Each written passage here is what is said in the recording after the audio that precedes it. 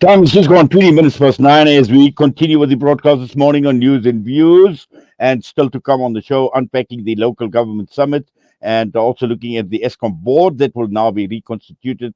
And that has come as a result of the announcement made by the Public Enterprises Minister, Pravin Gordhan. And also looking at Joburg, looking at the councillor, Colleen Makubela, who is now elected as the Johannesburg City's speaker.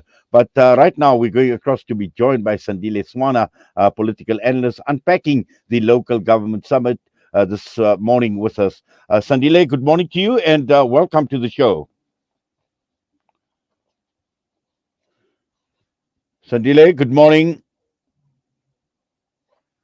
Okay, we are having a slight problem connecting. We have lost him. I have been told we're going to try and reconnect. But there was a keynote address by President Cyril Ramaphosa at the local government summit in Ekurhuleni, and he spoke at length about the critical issue of improving the state of local government. We know what is the state of local government at this point in time, and also looking at a number of issues with regard to service delivery and also human rights in local government, looking at issues surrounding accountability and a number of other issues. Sandile is back with us. Sandile Swana, good morning to you and welcome to the show. Good morning.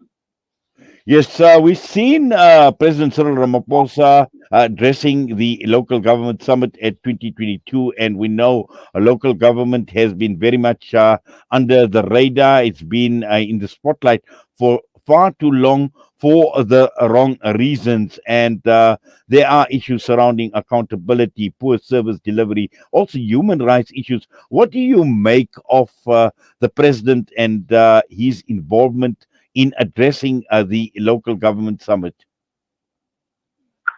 I think it's something that the president should have been focusing on from day one of taking office. It probably would have been more important for him to spend more time making sure that each municipality is in a prosperous state, even more important than him hobnobbing on the international arena when he's coming out of the South Africa that is becoming a slum.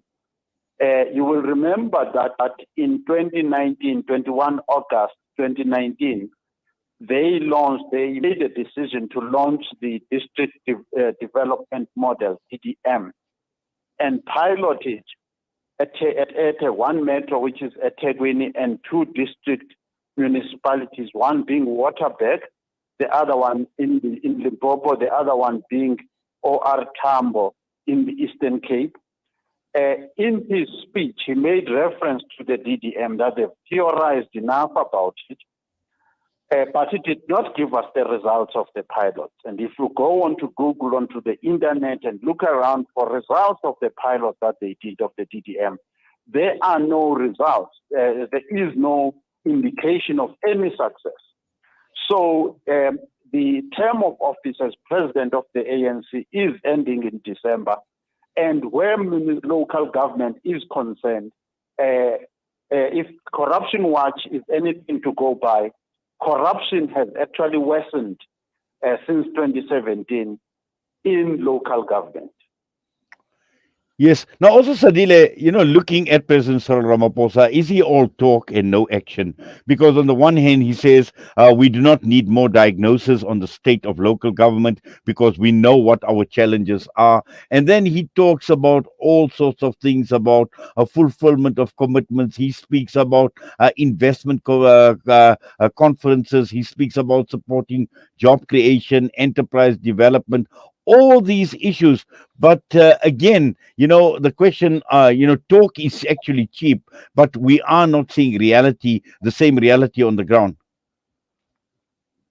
Yes, a good example of what you are talking about is that if it just chose, which it did, choose just three municipalities, OR Tambo District Municipality, Waterberg District Municipality, and eThekwini, to demonstrate the Ramaphosa version of a successful municipality. There are no results. He has produced absolutely nothing, even where he said he's just focusing on three. So, indeed, where Ramaphosa is concerned, talk is cheap, doing is not there. Because no matter how many powerful speeches that he gives, and he has given many since he got elected in 2017, he has given many speeches. But what we have not seen in anything that Ramaphosa has done are results. And let me qualify that. You see, what you must understand, if we were to use a student as an example, a student who gets 10% in an exam, 10%, the pass mark is 50%, versus a student who gets 90% in an exam. The student who got 10% also did something and got something. So Ramaphosa is like a 10% student. He does very little. We're not saying he's doing nothing, but he's doing so little that it doesn't even come anywhere near the pass mark. He's always doing something and he makes a lot of noise about something that is of little consequence that he has done. Yes, and also I think recently somebody put out a video of Cyril Ramaphosa on social media, where in 2015 and making a statement with regard to ESCOM and load shedding, where in 2015 he says in 18 months' time, a load shedding will be history, and we will not be talking about load shedding. And here we are in 2022, and we see all these ominous messages coming through from himself, from people like Praveen Gordhan as well. And again, just reinforcing what is happening at ESCOM is exactly what is happening in at local government level. And this is the reason why there is this concern. Why this is the reason why there is this outcry from society at large in terms of service delivery and what is actually playing out at local government level. Yes, lights went off while Cyril Ramaphosa was addressing the local government election conference, sorry, the summit in Boxburg. There was load shedding, the lights went away, and the generator had to wait for the generator to come on.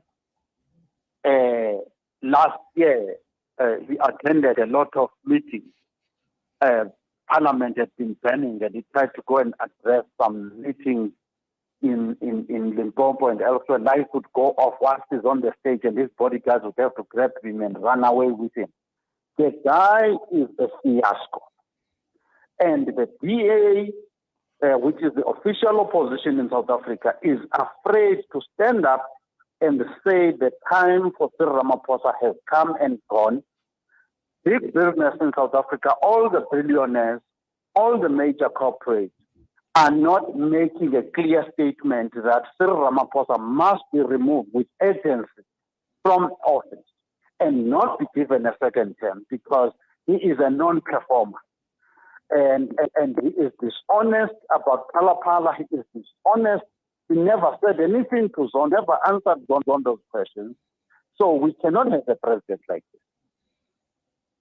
Yes, and interesting, you're speaking about big